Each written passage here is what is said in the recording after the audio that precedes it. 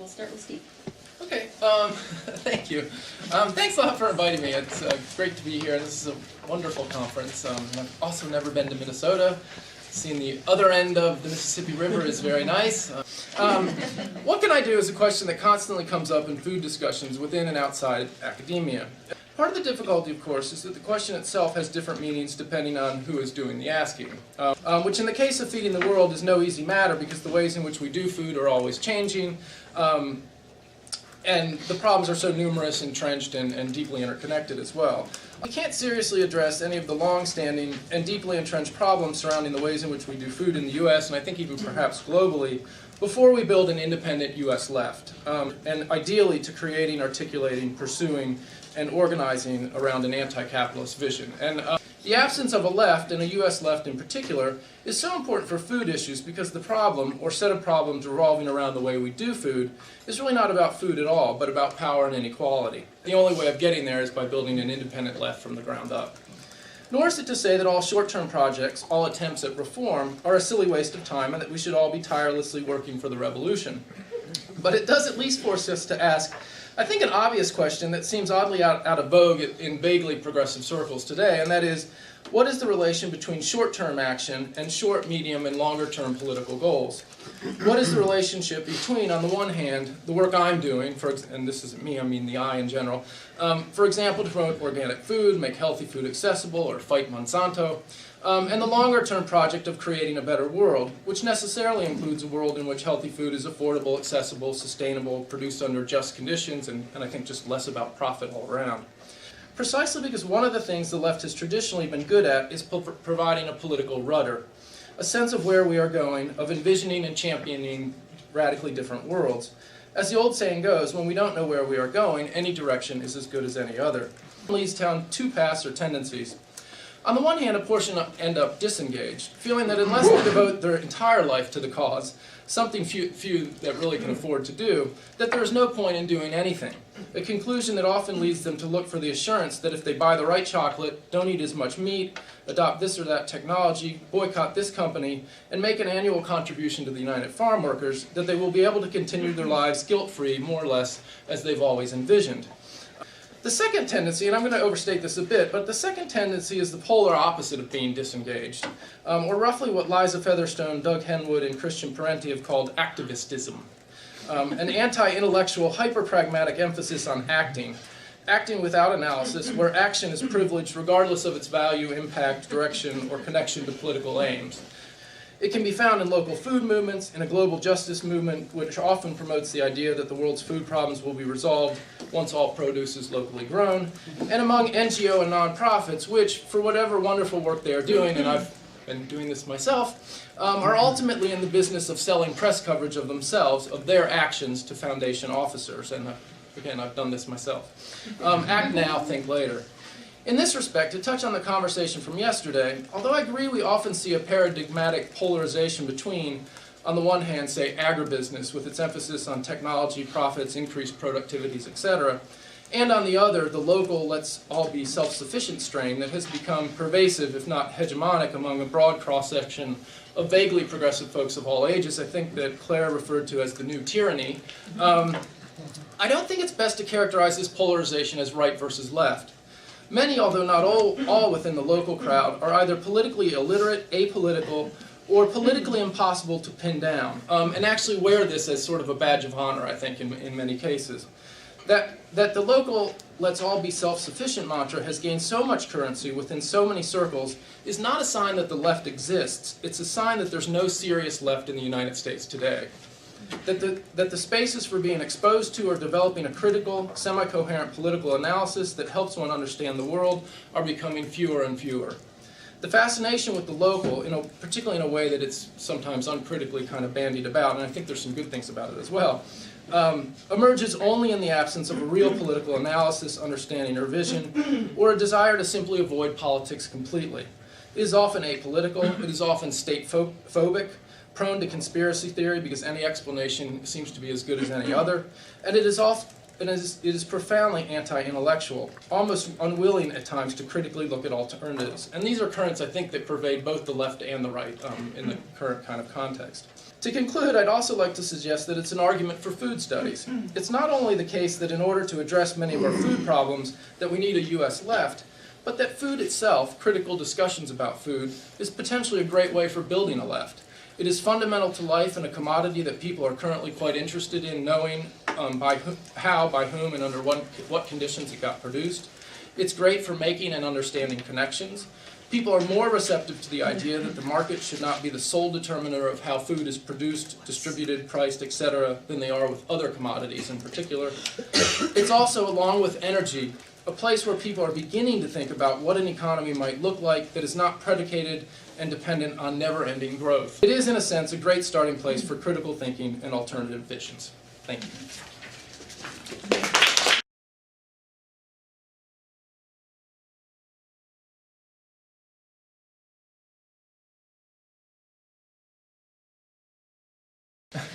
I think that was partly the point, that I think it does have to come from the ground up. I mean, along those lines. I mean, I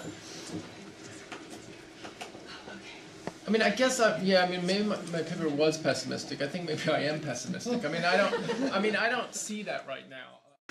I think food can do what you say it does, which is that there can be this process of politicization. And I think on some level that's kind of like the question is, how do you make the small projects, like the here and now projects that have to be done, how can those be a political experience for people on some level? Because, there are here and now projects that have to be done, and there are here and now projects that are silly, that don't need to be done. And we spend a lot of time on those, and they don't move us in a political direction. And then there are other ones that don't seem political, but that I think often have the potential for awakening something in people. But I also do think that there's a powerful current of apolitical, state-phobic, anti-intellectualism that's running through many circles, and I would say what I consider to be people that I would hope would be progressives, or that I think when you initially start to talk with them, I would say, wow, this seems like a progressive person, and then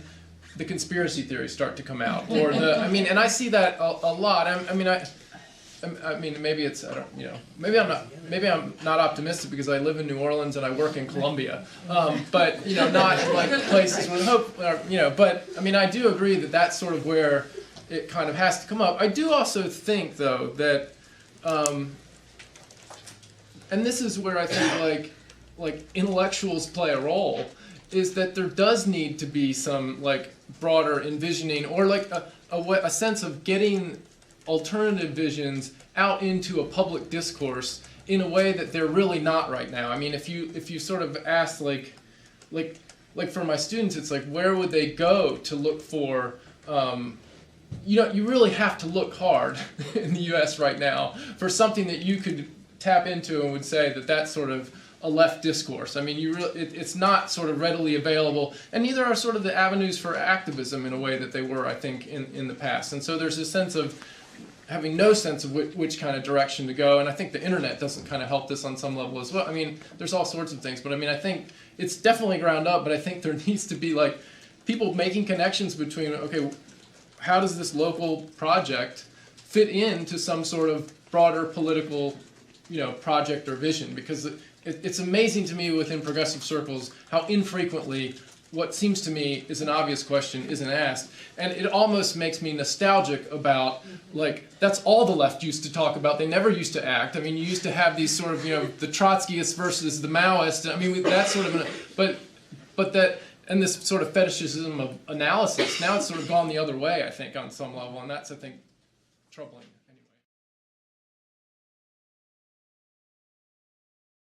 Anyway, I think it's so obvious that on some level that it amazes me that it circulates with such sort of legitimacy. Personally, I think it means abandoning cities, reducing population by about 3/4 to 80% of the population living in the world, and basically sort of abandoning industrial civilization kind of as we know it. Literally, I think for that model to sort of happen, I think that's kind of what would be required. I sort of made an argument for coming up with radical visions of the world, and sort of, all this sort of stuff. That's just not one that's going to happen. And so that just seems like so far off the map to me that I think the more interesting, or an equally interesting question is kind of, why that has become so prevalent. Yes. And I think part of it, again, for me, is sort of like a desire to move away from politics and sort of almost opt out on some level, which is possible for a segment of the population, but for the masses, the global world, kind of isn't. I think, again, it's sort of among a lot of these folks, it's just a profound distrust of the potential of the state and for harnessing state power to sort of come up with some sort of kind of broader coordinated project. I mean, I also do think there's an anti-intellectualism that runs through it as well, that, again, sort of a forego analysis. We shouldn't be analyzing it, we should just be acting. And that's sort of part of it. But I mean, I suspect other people have other ideas of why I think it circulates within progressive circles. I think it circulates within academic circles. I think it circulates at any farmer's market that you go to in the United States. I mean, I think it's not, I think it circulates around within some of my close friends who are very, very smart people, I think. I think it's very pervasive in that sense. I mean, I wouldn't say maybe it's quite hegemonic, but within certain circles, I mean, it's to sort of even, I don't know, I find it hard to sometimes have a conversation about it. It was kind of the labor of production, particularly on banana plantations where I worked, and then I spent 2 summers working in a Tyson poultry plant and sort of talking about that. And I think it's a great educational tool for kind of talking about all the absurdities of agribusiness. Tyson, I think, makes over 7,000 different chicken products, to all the awful things that go on in poultry plants, and all the awful things that go on banana plantations for workers, which would get into gender and all sorts of things. Right. In the end, then, what I always get the question, and this is sort of then the rest of the paper, is like, what can be done about that? Because those are industries where power is extremely concentrated. There's probably nothing worse almost than the banana industry in the sense that, if you start some labor trouble in Costa Rica, then they go to Ecuador. They are really global and they move around. Or you can say, like with poultry processing plant, well, we should work towards laws that slow down the speed of the production line. That would be certainly a thing that moves in the right direction. But all of those things, all of the things that I could come up with, which were practical sorts of things, are very difficult to achieve in the absence of a labor movement. And I think a left that is where the labor movement is very strong. And so that, and that's where I was left. I sort of left, well, I'm going to give this, but I think a lot of the people in the audience sort of know all the absurdities of agribusiness, and maybe that's not necessary. And I don't come at this sort of from, I don't work within alternative food type stuff, and so maybe that's why I'm not as hopeful, that I don't sort of see some of this kind of other stuff. But if you work in the banana industry, or you work in the poultry industry, or now I'm working on coal in Colombia, again, it's not hopeful, but also it's difficult to see these things changing without a serious labor movement kind of in those countries globally in some cases, and those kinds of things. And I guess that's kind of where I sort of come at it. Getting back to the land grant thing, the panel yesterday was extremely informative for me, and I kind of knew some of it, but my experience at the University of Arkansas, where I taught beforehand, was that rural sociology was on its way out. I think it's gone now, and that for the most part, land grant meant for me like agribusiness. It's the Tyson Center for Poultry Excellence. So it's unequivocal kind of there. It's not, and it's not to say that there aren't some, but I wasn't within those discussions. When my book came out with, working undercover for 2 summers at a Tyson poultry plant, somebody tried to have me come over and talk to the and it never happened. It was hard to have those discussions, but anyway, that's sort of an aside. Just a comment. So just to illustrate the amount of agreement that finding the right process to talk about can generate. We were having breakfast this morning. Completely accidentally, I sat on that table and started chatting, and we discovered that we have both worked for Tyson. After my undergraduate degree, I worked for Tyson. And I was a labor consultant whose sole job was to solve this big optimization problem, to figure out how to keep the most workers from turning over with the least amount of wage. And even though I come from an entirely sort of different spectrum in terms of what I would like to see happen in the public realm, I completely agree with his thought. I mean, if anything needs to happen, it needs to happen through a central process that we all agree on, right? So on the outcomes, we're going to disagree forever. But we stand a chance to agree on the process. So I think that's sort of the direction that this whole conference is supposed to be moving us on, right? But what's interesting, I think, and then we were saying that industrial agriculture will need a labor, a labor movement. But isn't it really just the consumer movement? I mean, Wheaties cost $5 a box. Yeah. When nobody buys $5 box Wheaties. Bulk food is affordable, and it's upcoming. And I think your point, that we can't feed the world on a local foods movement is true. But I think it's kind of an absurd argument. I think that the change comes from the fringe. If you take 5% of the market, what do you get? You get Coca-Cola selling organic tomatoes. So I'm thinking that this absolutism is maybe a little missing. I think you're trying to nibble at the edge. You're trying to change behavior. Tyson makes money. That's all they do. That's their purpose. They've commodified food.